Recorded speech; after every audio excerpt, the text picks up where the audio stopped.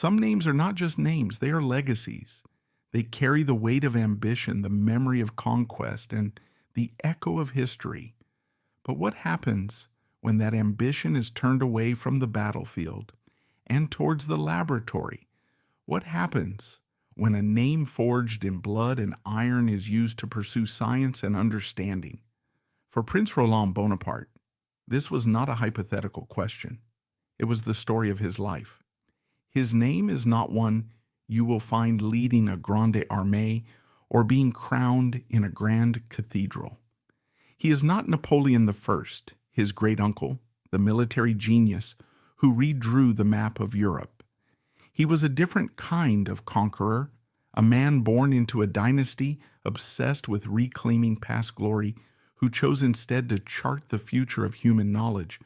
Born a prince of the most famous dynasty in France, he was destined for a life of immense privilege and political scheming. But his story is not one of fallen thrones or plots for power. It is the remarkable chronicle of a quiet rebellion. He traded the opulent salons of Paris for the dusty archives of anthropology and the pursuit of a crown for the pursuit of scientific truth. While his relatives faded into political irrelevance, he transformed himself from a forgotten prince into one of the most respected and eccentric scientific minds of his age. This is the story of a man who redefined his own legacy.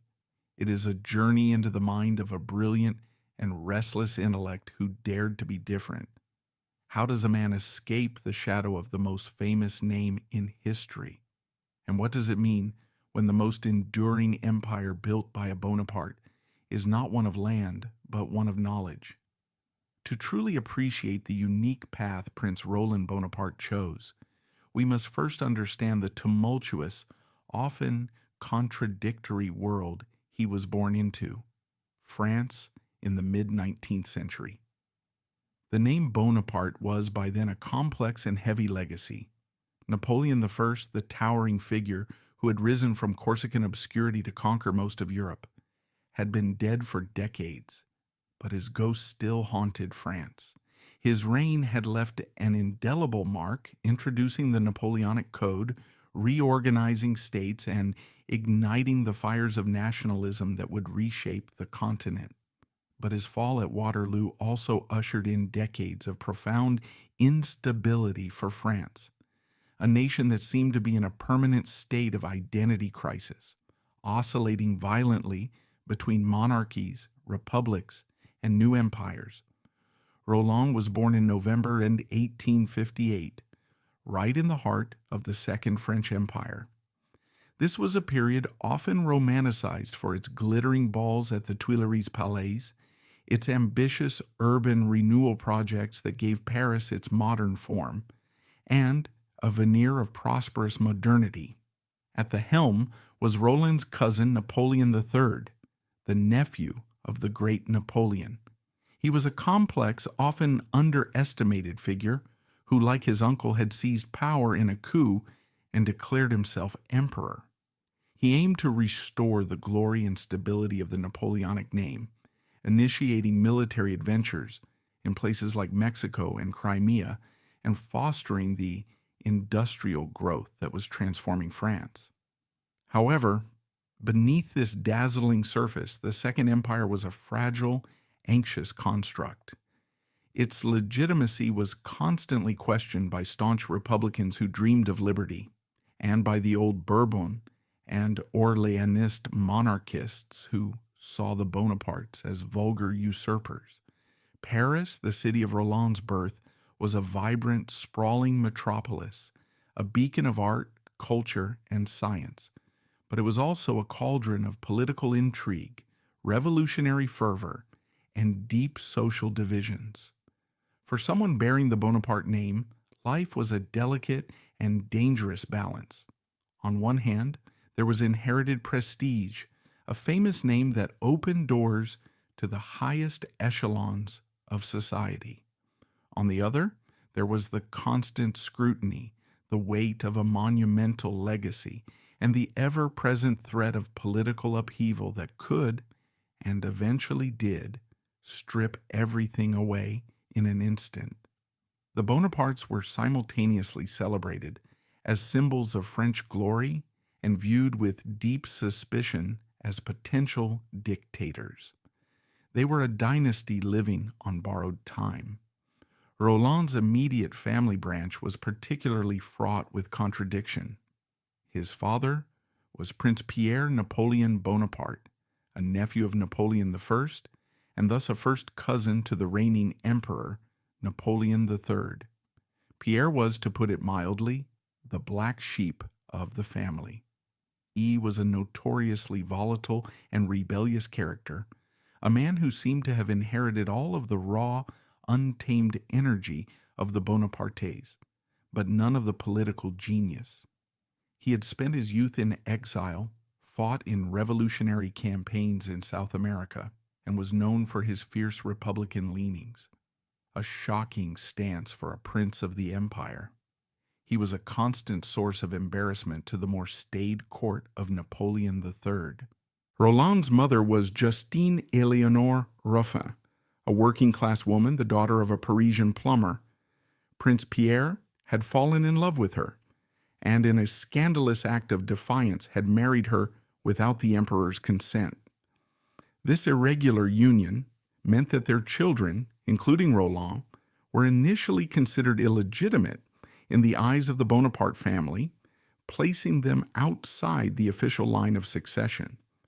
Though the marriage was eventually recognized, this background meant Roland was a Bonaparte, yet one who was somewhat removed from the central, crushing expectations of the imperial throne. This accident of birth, this legacy of a scandalous and defiant father, may have been the single greatest gift he ever received. It granted him a degree of freedom, an outsider's perspective, that would allow him to forge his own remarkable path. Growing up, Roland Bonaparte experienced the complexities of his family's exalted yet vulnerable status within French society, as the Bonapartes navigated the remnants of imperial glory under the Second Empire of Napoleon III. Born in 1858 as the son of Prince Pierre Bonaparte, a cousin of the emperor, and his wife Éléonore Justine Ruffin, Roland was immersed in an environment where lineage conferred privilege, but also invited scrutiny and envy. The family's connections to the Napoleonic legacy meant constant exposure to political intrigue, social expectations, and the pressures of maintaining dynastic honor, all while the empire faced internal divisions between monarchists, republicans, and other factions. This awareness likely shaped Roland's early perceptions, highlighting the fragility of power amid shifting public sentiments and economic changes in mid-19th century France. However, any remaining illusions of a sheltered childhood were irrevocably shattered in January 1870, when Roland was only 11 years old. That year, his father, Prince Pierre Bonaparte, became embroiled in a political scandal of such magnitude that it accelerated the downfall of the entire Second Empire, exposing the regime's weaknesses and fueling Republican fervor. The incident, forever etched in history as the Victor Noir affair, originated from a heated journalistic feud that exemplified the era's polarized media landscape. It began with a series of scathing articles in the radical Republican newspaper La Marseillaise, edited by Henri Rochefort, which vehemently attacked the Bonaparte family, accusing them of corruption, nepotism, and clinging to outdated absolutism. Prince Pierre, known for his impulsive temperament and history of duels, took personal offense and issued a challenge to Rochefort for a duel to defend his honor, a common practice among the aristocracy despite growing legal restrictions. In response, the newspaper dispatched two representatives, Grousset and the young journalist Victor Noir, aged 21, to Prince Pierre's residence in Auteuil, a suburb of Paris, to negotiate the duel's terms and conditions, including choice of weapons and location. What transpired next remains subject to historical debate, with conflicting accounts from witnesses and participants, but the outcome proved indisputable and catastrophic. An altercation erupted in the prince's drawing room, escalating from verbal exchanges to physical confrontation. Prince Pierre later claimed that Noir had insulted him and struck first, prompting him to draw a revolver in self-defense. He fired a single shot that struck Noir in the chest, killing him almost instantly. Noir, unarmed and there merely as a second, died on the floor, his blood staining the carpet in a scene that symbolized the brutality of imperial entitlement. The killing of an unarmed young journalist by a member of the imperial family ignited a political firestorm across France. Republican newspapers, seizing the moment, portrayed Victor Noir as a martyr, a symbol of innocent youth slain by tyrannical arrogance, embodying the regime's disregard for press freedom and common citizens.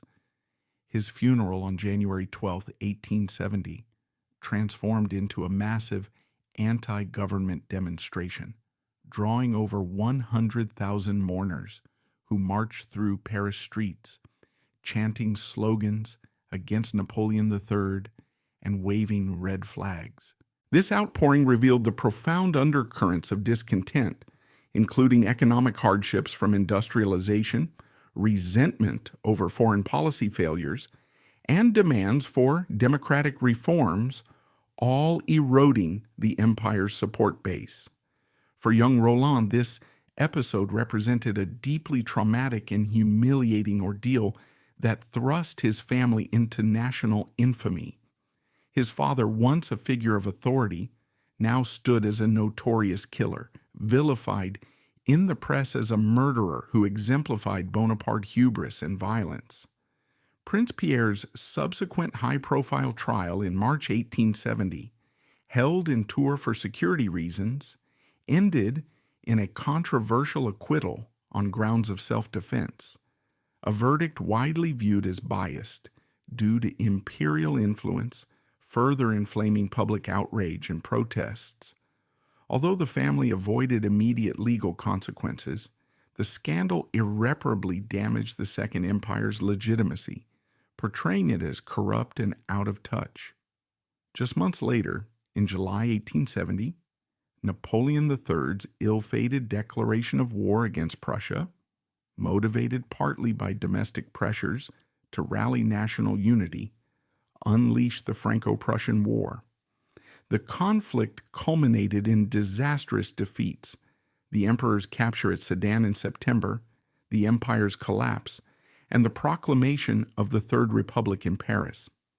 Amid sieges, famine, and the Paris Commune's bloody aftermath, the Bonapartes faced exile and loss of status. For Roland, these events taught him a stark lesson: that the world of politics and public honor, so revered by his family, was in fact a world of treachery, violence, and the constant threat of ruin. The scandal's shadow likely prompted his early disillusionment with traditional Bonaparte aspirations of power and military glory. Instead, he sought refuge in the structured empirical domain of science, where logic, observation, and objectivity offered a counterpoint to the chaotic human sphere of ambition and conflict that had devastated his youth. This pivot would define his later pursuits in geography, anthropology, and botany, marking a deliberate departure from dynastic turmoil.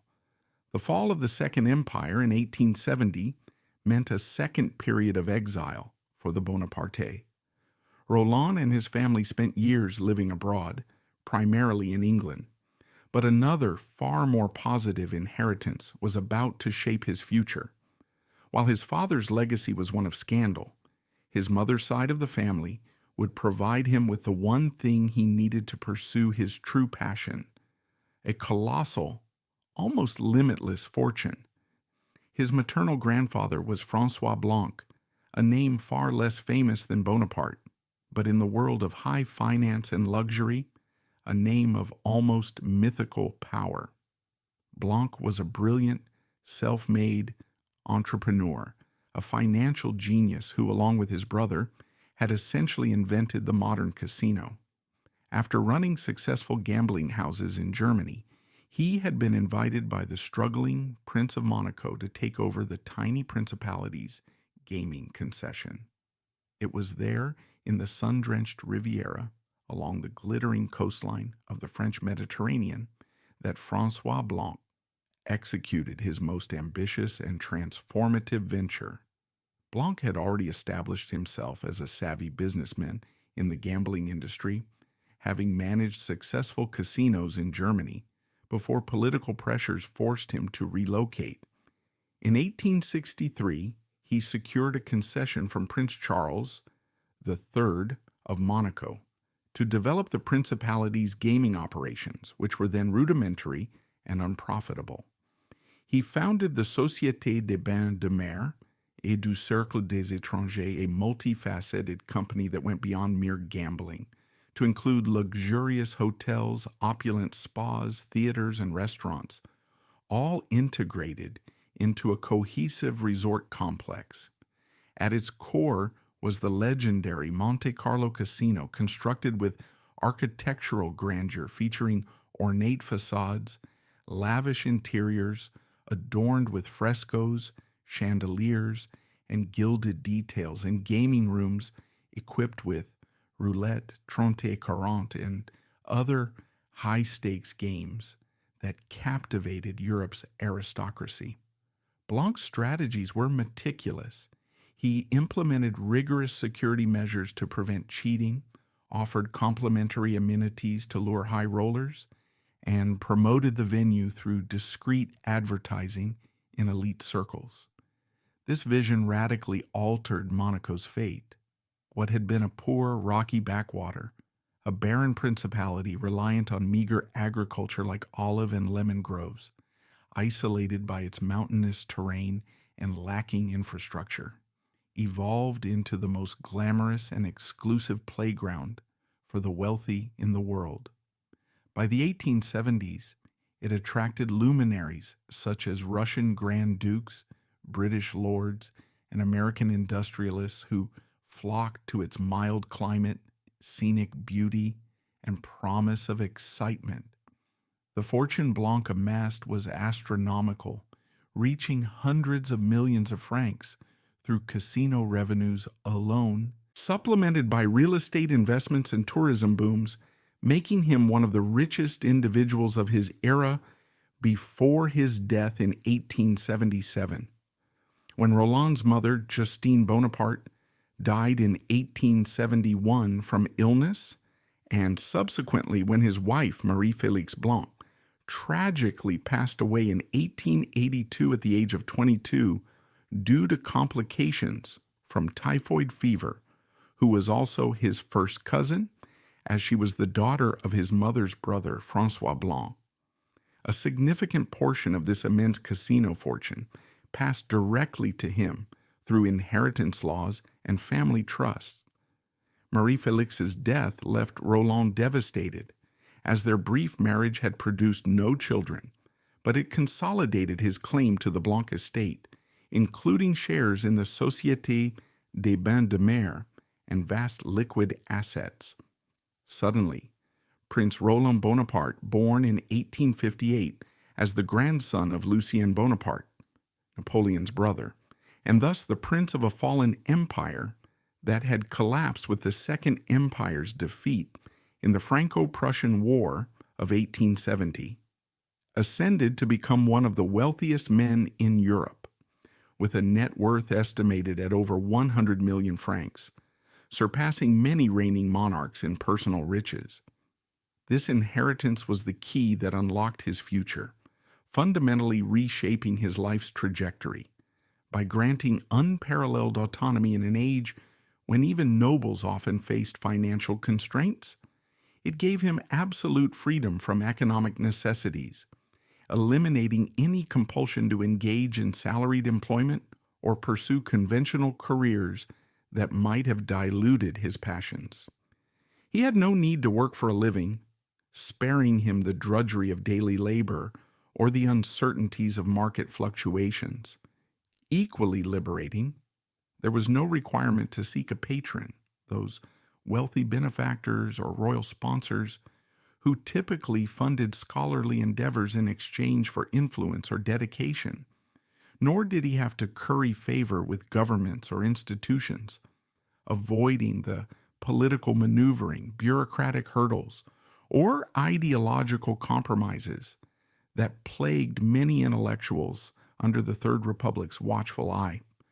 With this financial independence, he could dedicate himself, body and soul, to the pursuit of knowledge, investing in extensive libraries, scientific instruments, and global expeditions on a scale that no ordinary scientist could ever dream of, far exceeding the resources available to academics reliant on university grants or state subsidies. The dirty money of the casino, the profits derived from the morally questionable gambling tables of Monte Carlo, often criticized by religious and social reformers as exploitative and sinful, would be transformed by Roland into one of the 19th century's greatest engines for scientific discovery, funding groundbreaking work in anthropology, botany, and geography that advanced fields through detailed collections, publications, and international collaborations. But before he could fully dedicate himself to science, there was one final duty to perform in the eyes of his country. Upon his return to France after his exile, and in a climate where the Bonapartes were still viewed with suspicion by the new Third Republic, Roland sought to prove his loyalty in the most traditional way possible for a young nobleman. He entered the prestigious Saint-Cyr Military Academy. Life at Saint-Cyr in the 1870s would have been a world of harsh discipline and intense patriotism, shaped by the humiliation of the recent defeat to Prussia. The curriculum was rigorous, focused on producing a new generation of officers who could one day avenge the loss of Alsace-Lorraine. For the intellectually curious Roland, the rigid routine of drills and military theory may have been stifling, but it also instilled in him a sense of order, discipline, and meticulousness that would become the hallmark of his later scientific work. He graduated in 1878 as a sub-lieutenant and was posted to various garrisons in provincial France and significantly to French North Africa. His time as a young officer in Algeria was transformative. It was here, away from the political cauldron of Paris, surrounded by a landscape and a culture so utterly different from his own, that his nascent scientific interests began to bloom. While his fellow officers spent their free time in cafes or playing cards, Roland would venture into the countryside, collecting plant specimens. He began to observe and meticulously document the local Berber and Arab populations, taking notes on their customs, languages, and physical appearance. He started to build the foundations of his life's work, finding a private world of scientific order and discovery amidst the rigid and often monotonous structure of military life. His military career, however, was destined to be short.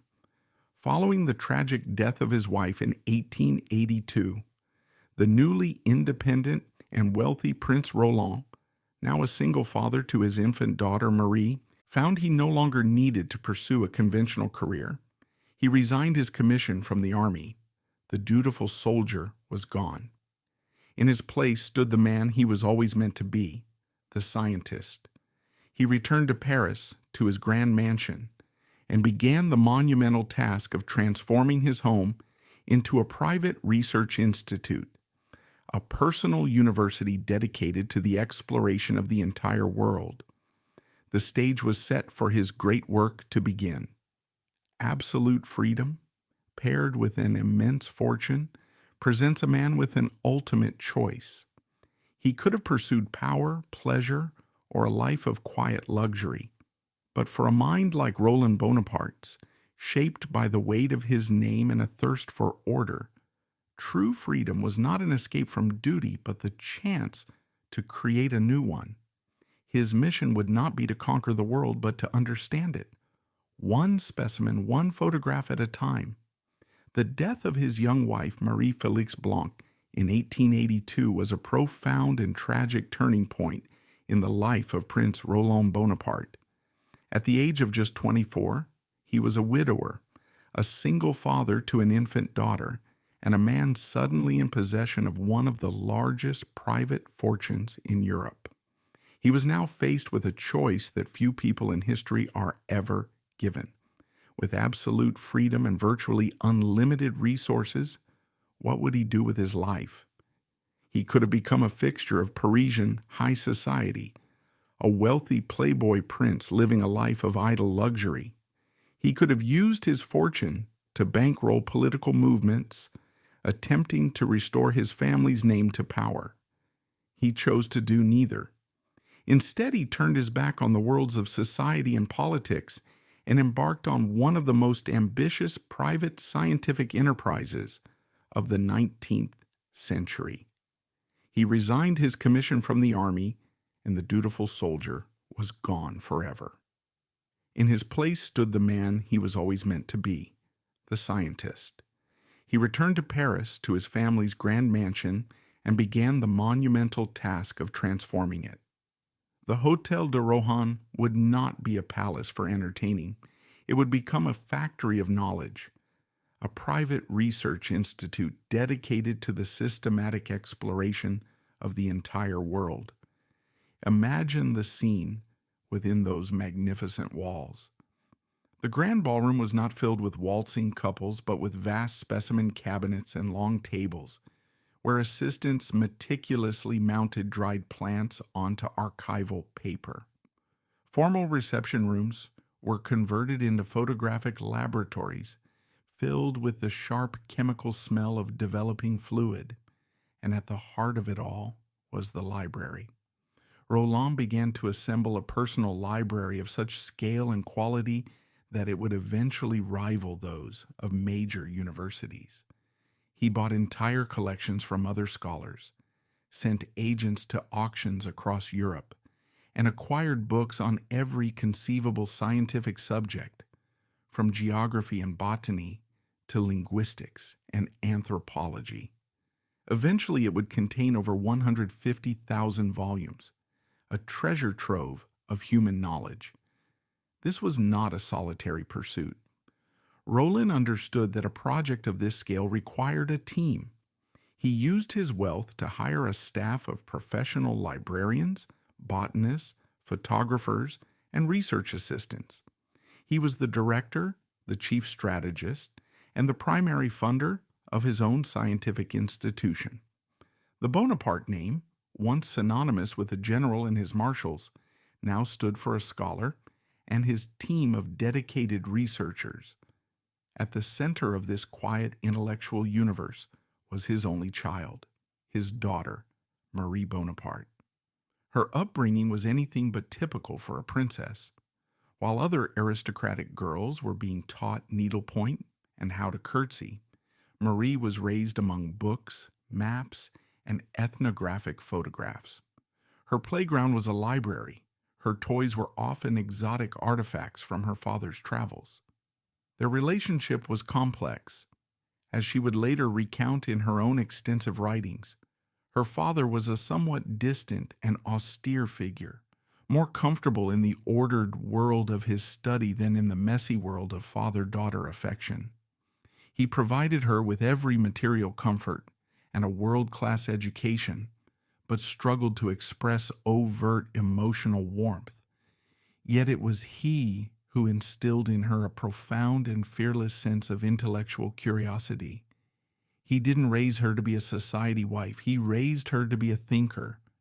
This unusual, intellectually rigorous upbringing would profoundly shape her, and she would later go on to become a pioneering psychoanalyst, a close associate and champion of Sigmund Freud, and a fascinating intellectual figure in her own right. Her father's greatest gift to her was not affection, but a relentless passion for understanding the human mind, a passion that was born in the quiet, book-filled halls of their home. Roland's first great scientific obsession was ethnography, the systematic study of human cultures. He was living in the great age of European colonialism, an era of intense fascination with the exotic peoples of distant lands. But his interest seems to have been driven less by a colonial mindset and more by a sense of scientific urgency. He believed that many indigenous cultures were vanishing, their traditions and languages being irrevocably altered by contact with the modern world. He saw it as his scientific duty to create a permanent, objective record of these cultures before they disappeared forever. His method was systematic, rigorous, and almost military in its precision, a clear legacy of his time at Saint-Cyr. He became a pioneer in the use of photography as a scientific tool. At a time when photography was often romantic or artistic, Roland treated it as a data collection device. He commissioned and took thousands of photographs of individuals from different ethnic groups, often in a standardized format, a direct frontal portrait and a side profile.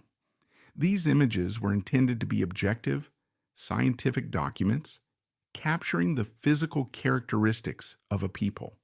Alongside photography, he practiced anthropometry, the meticulous measurement of the human body. His teams would record skull dimensions, height, facial features, and other physical data. This brings us to the most controversial aspect of his work. In the 19th century, this practice was considered cutting-edge science, part of a broader effort to classify humanity into different races. Today, we rightly view this kind of typological race-based science as deeply problematic and ethically flawed, as it was often used to justify racist ideologies and colonial domination. It's crucial to see Roland within his historical context. There is no evidence to suggest he was a proponent of racial superiority. His writings indicate a genuine, if perhaps naive, scientific desire to create a comprehensive atlas of humanity. He was a man of his time, operating within a scientific paradigm that is now rejected. While we must critique the methods and their implications, we can also see in his work a deep, obsessive drive to document and understand human diversity in all its forms. His expeditions and research projects were vast in scope.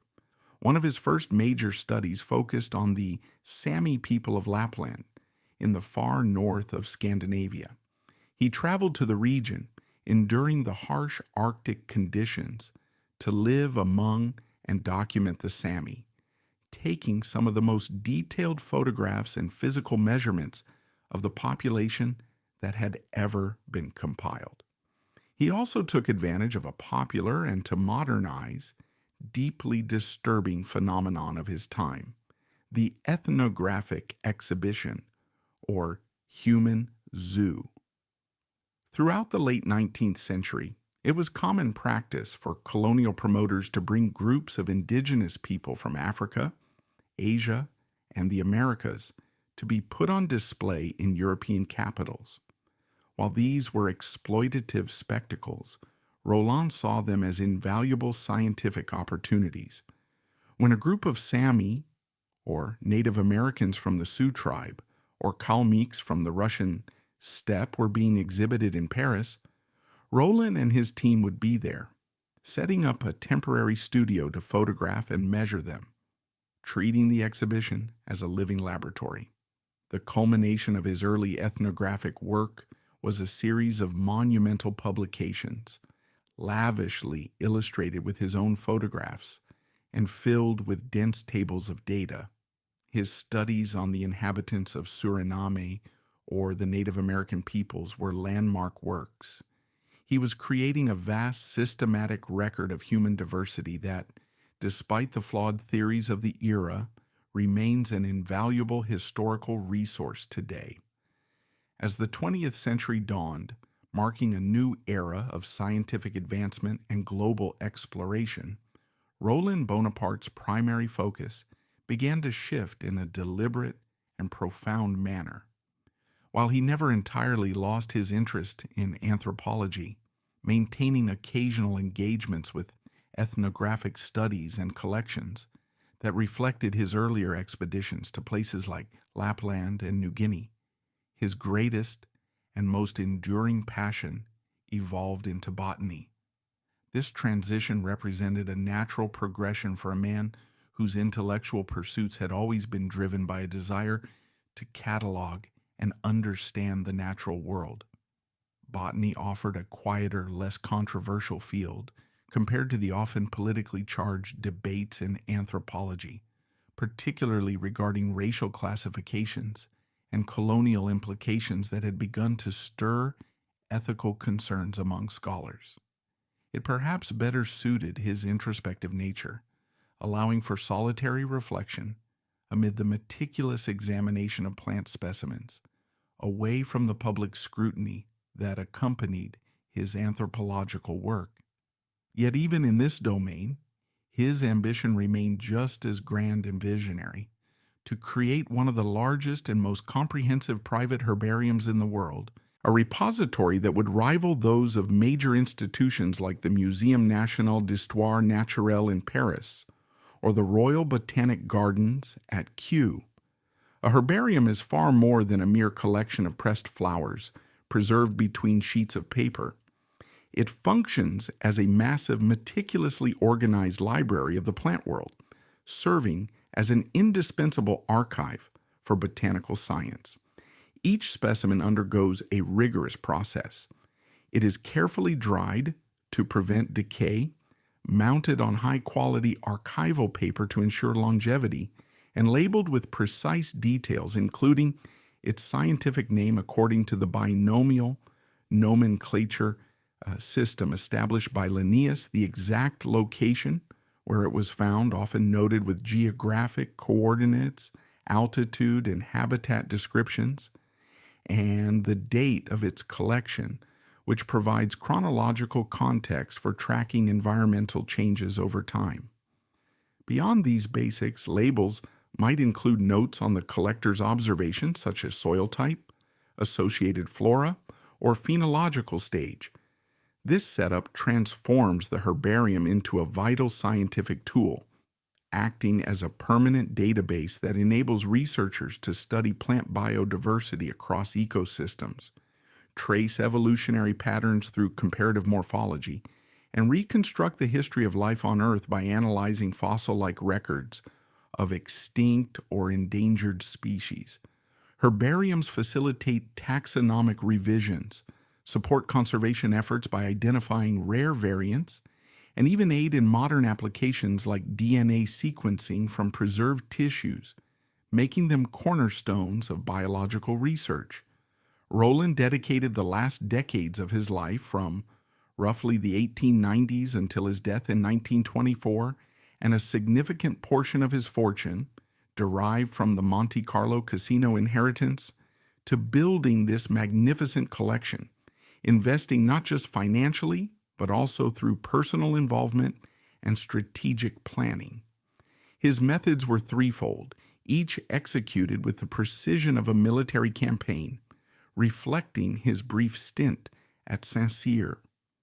First, he continued to collect specimens himself on his travels, embarking on targeted journeys to regions rich in floral diversity, such as the Alps, the Pyrenees, and even overseas territories, where he would methodically gather plants, press them in the field using portable equipment, and document their context to ensure scientific accuracy. This hands-on approach kept him connected to the raw thrill of discovery, amassing thousands of items through his own efforts. Second, he employed a network of professional botanists to act as his agents, commissioning them with detailed instructions and funding their expeditions to remote and often dangerous parts of the world, jungles in Southeast Asia, arid deserts in Africa, or isolated islands in the Pacific, with the sole mission of collecting rare plants for his herbarium. These agents, including notable figures like those from the French botanical community, faced perils such as harsh climates, wildlife threats, and logistical challenges. But their halls enriched the collection with exotic species that Roland could never have accessed alone.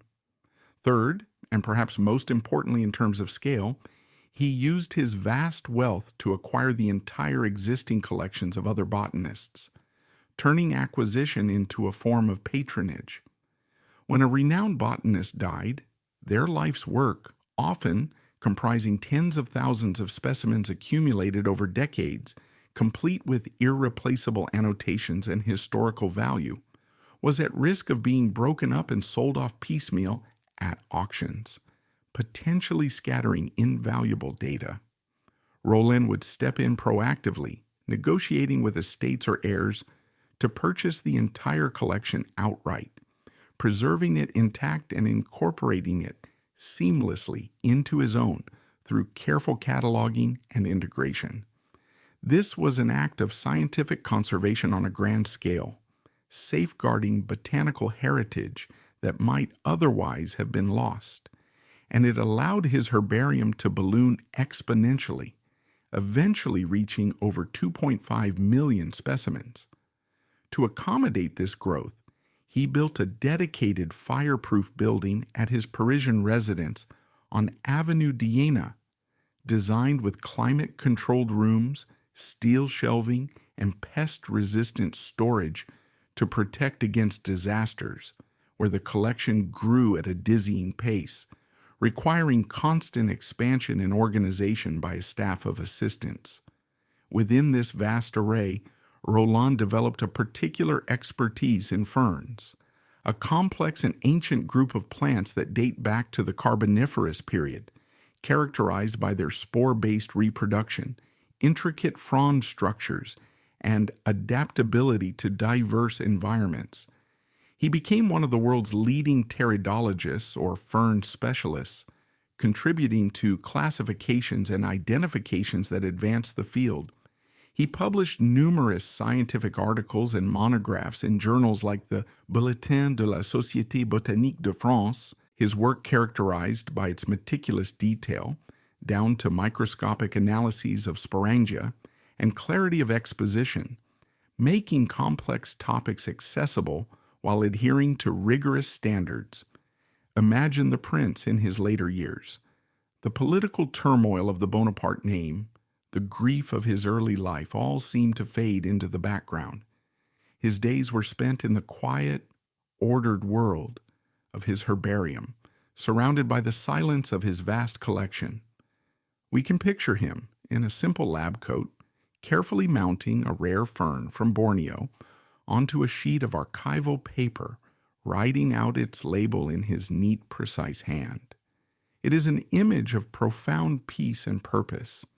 He had found his true calling, not in the chaos of human history, but in the enduring, elegant, and silent history of the natural world. By the early 20th century, Prince Roland Bonaparte was no longer seen as just a Bonaparte prince. He was a titan of the French and European scientific community. He was elected president of the prestigious Société de Géographie, a post he held for over a decade. In 1907, he was given one of France's highest intellectual honors, election to the Académie des Sciences. He had successfully created a new identity for himself, one based not on inherited glory or military might, but on his own hard work, his formidable intellect, and his boundless curiosity. He had built his own empire, an empire of leaves and knowledge. But the outside world, the world of politics and conflict that he had so carefully and deliberately avoided, was once again descending into madness. The ordered, rational, and optimistic world of the Belle Époque, the world that had allowed his scientific pursuits to flourish, was about to be shattered by the guns of August in 1914. The Great War was coming, And this man of science, who had dedicated his life to understanding the world, was about to watch as that world decided to systematically destroy itself. For decades, he had built a perfect fortress of reason and knowledge, an empire founded on the optimistic, internationalist belief in shared human progress. But in the summer of 1914, the gates of that fortress were about to be breached. The forces of nationalism and violence that he had so carefully avoided were about to shatter the very civilization he sought to document, testing the spirit of the scientist in a world suddenly governed by madness. His empire of knowledge was reaching its zenith. As president of the Société de Géographie and a member of the Académie des Sciences, Roland Bonaparte was no longer just a prince who dabbled in science. He was a titan of the French intellectual world. But as he meticulously ordered the natural world within the walls of his Parisian mansion, the human world outside was spiraling into a chaos that no amount of reason could contain. The Great War would not only shatter nations and empires, it would shatter the very idea of progress that men like Roland Bonaparte had dedicated their lives to. The quiet scholar, who had so carefully avoided the political and military legacy of his famous name, was about to be dragged into the heart of the conflict. And this man of science, who had dedicated his life to understanding the world, was about to watch in horror as that world decided to systematically and irrationally destroy itself. The outbreak of war in August 1914 sent a shockwave of disbelief through the intellectual and scientific communities of Europe. This was not supposed to happen. For decades, scientists from France, Germany, Britain, and beyond had collaborated, corresponded, and met at international conferences. They saw themselves as part of a transnational republic of letters, a community dedicated to the shared pursuit of truth, a community that transcended the petty squabbles of politicians. The war shattered this ideal with brutal finality. Almost overnight, the International Brotherhood of Science fractured along nationalistic lines. In October 1914, a group of 93 of Germany's most prominent scientists, artists, and intellectuals published the infamous Manifesto of the 93. In it, they declared their unequivocal support for Germany's war effort, defending its military actions and denying all reports of atrocities. The signatories included Nobel laureates and legendary figures like the physicist Max Planck. The response from the Allied side was equally furious. French and British scientists published counter-manifestos, denouncing their German colleagues as mouthpieces for barbarism. Academies expelled their foreign members. Collaboration ceased.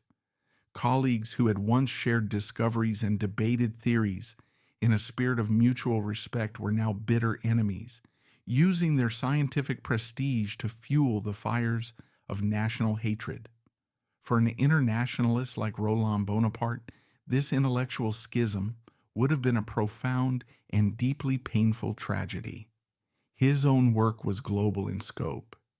His library was filled with books in German and English. He had corresponded with and admired scientists from across Europe. To see this beautiful, rational world of shared knowledge torn apart by primitive nationalism must have felt like a personal betrayal. It was the failure of the very civilization he cherished. Roland was now 55 years old, too old for frontline combat, but he was still a Prince Bonaparte and a graduate of the Saint-Cyr Military Academy. In a nation gripped by patriotic fervor, he could not simply stand aside. He had to serve, but he would serve not with a sword, but with the tools he knew best: his knowledge, his organizational skills, and his immense unparalleled collection of data about the world. While millions of men were being sent to the trenches, Roland Bonaparte began to fight a different kind of war, a quiet and meticulous war of information from his headquarters in Paris. His unique expertise and resources, once dedicated to pure science, now became strategically vital assets for the French military. His most important role was as the president of the Société de Géographie, the prestigious Geographical Society of Paris. In the static, trench-based warfare of the Western Front, geography was everything. The war was a battle for inches of mud for control of a single hill or a small patch of forest. Accurate maps, detailed topographical information, and an understanding of the terrain were the difference between life and death, victory and defeat.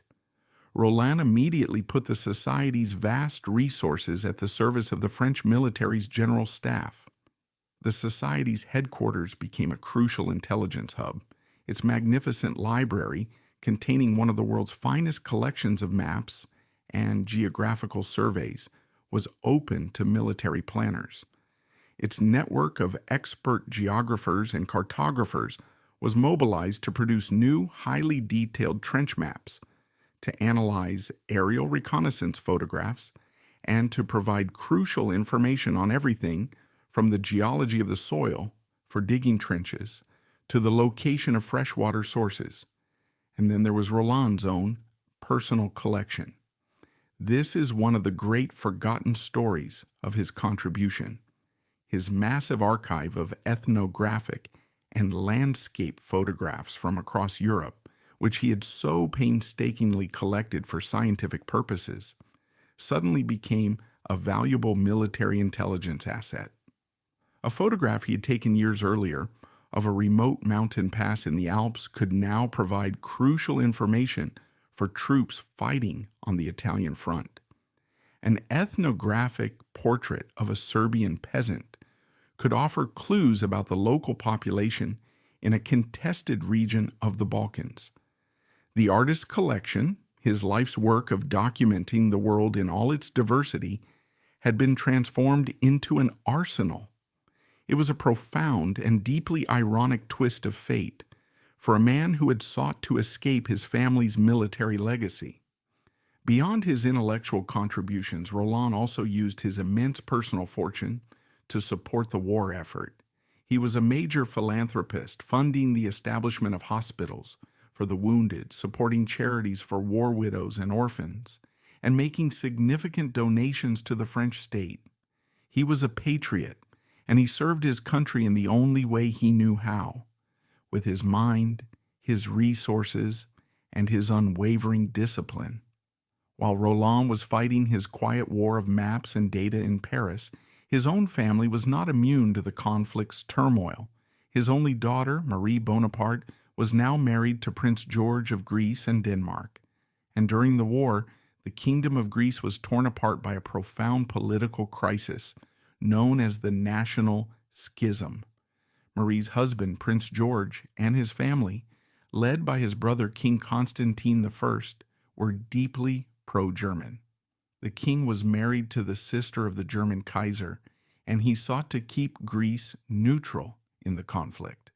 However, the Greek Prime Minister, Eleftherios Venizelos, was passionately pro-allies and was determined to bring Greece into the war on the side of Britain and France. This political struggle split the country in two. In 1916, it erupted into a near civil war. Ultimately, with the backing of French and British forces, the pro-war faction won.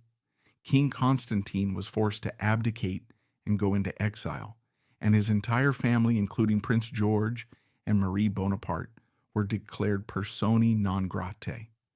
They were forced to flee their home in Athens and take refuge in Switzerland and later in Paris. For Roland, this would have been a deeply painful and frustrating experience.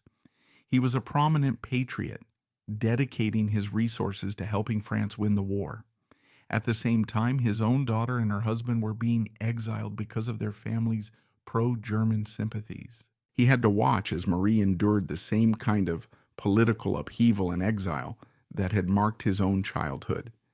He was powerless to protect her from the grand impersonal forces of geopolitics. This period of intense stress and displacement took a heavy toll on Marie's psychological health, contributing to the emotional and nervous troubles that would eventually lead her to seek out the help of Sigmund Freud and embark on her own pioneering career in psychoanalysis. The war was not just an external conflict. For the Bonapartes, it was, as always, a deeply personal and familial affair. In November 1918, after 4 long years of unimaginable slaughter, the guns finally fell silent. The war was over. For Roland, who was about to turn 60, the world that emerged from the wreckage was utterly unrecognizable. The optimistic, interconnected, and progressive world of the Belle Epoque, the world in which he had built his scientific career, was gone forever. The great empires that had defined the map of Europe for centuries, the German, the Austro-Hungarian, the Russian, and the Ottoman, had all collapsed. New nations were being born, their borders being drawn and redrawn in the heated negotiations of the Paris Peace Conference. The map of Europe, a subject he had studied with such passion his entire life, was being completely remade. In the post-war years, Roland rededicated himself to his scientific work with a renewed, almost desperate sense of urgency. The war had demonstrated the terrifying fragility of human civilization. It had shown how quickly reason could be overwhelmed by nationalism and hatred. For Roland, the task of documenting the world, of promoting geographical knowledge and cross-cultural understanding, now seemed more important than ever. He continued to lead the Société de Géographie, helping the French public and its leaders make sense of the new, complex global landscape created by the war and the peace treaties. He oversaw the publication of new atlases and supported expeditions to the far corners of the newly reconfigured world. He also returned to the quiet, ordered sanctuary of his herbarium. In a world that had been so scarred by human conflict, there was a profound solace to be found in the silent, enduring, and apolitical world of plants. His work became his refuge, a way to restore a sense of order to a world that had descended into chaos. The war had been a profound rupture in his life. It had destroyed the internationalist world he believed in. It had turned his tools of science into instruments of war. It had brought personal sorrow and anxiety to his own daughter. Yet he had endured. He had found a new sense of purpose in serving his country and in his steadfast belief that knowledge, reason, and a deep understanding of the world were the only true paths forward for a shattered humanity. He was an old man now, a giant in the world of science who had survived the storm that destroyed his world.